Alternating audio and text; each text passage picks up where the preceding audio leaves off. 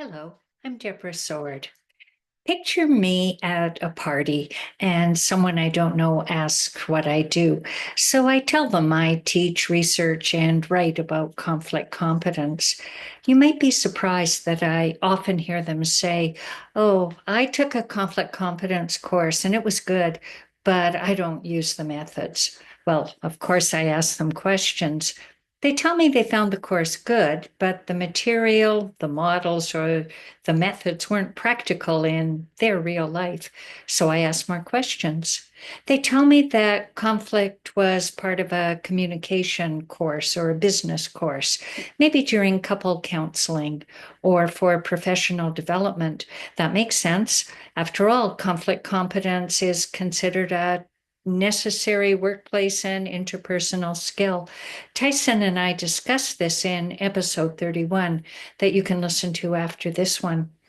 So I dig deeper into what might explain the disconnect between them liking the information but not liking to use it. And I generally hear two responses. The first is that conflict competence skills don't feel natural. It isn't a good fit for their normal communication. The second response is that they tried to use a method and it didn't work. So let's figure out what might be going on. The first response was that conflict competence doesn't feel natural. In episode 3, Tyson and I discussed that patterns of communication are a preference, a habit. A communication habit is fine when the relationships are calm, and habits strengthen over time. And other possible preferences that you might use then weaken from disuse. If you've ever tried to change a habit, you know how hard it is. Ask a smoker. In episode 22, I suggest 3 ways you can change your conflict pattern.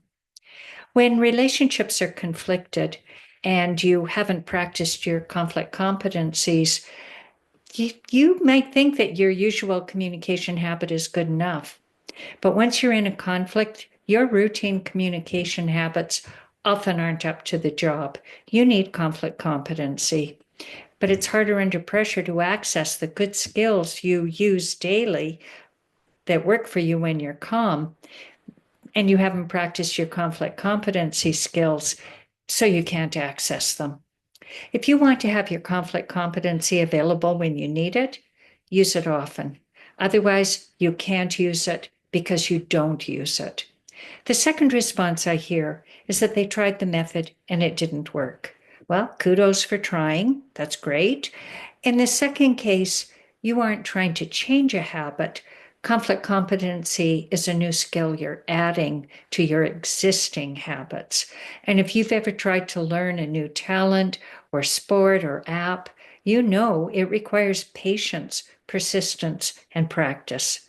When you tried to use that skill and it didn't work, was the other person someone you're in a conflict with? Was there trust between you? When you try something new, expect the other person to be suspicious at first. The way to build trust that your intentions are good and not manipulative is to consistently show your good intentions over time. A one-off attempt in a conflicted relationship isn't a trust-building measure. Trust builds over time. You show up consistently over time, you build trust. Like practicing a conflict competency requires practice over time.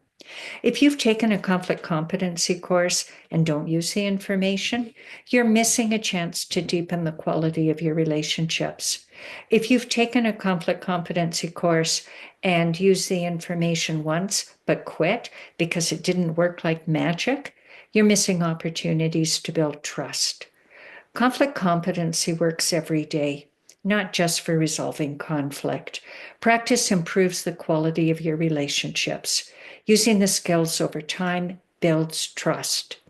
Thank you for listening. I hope you'll subscribe to our podcast, like it, share it, leave comments, ask questions. We love to hear from you. Thank you.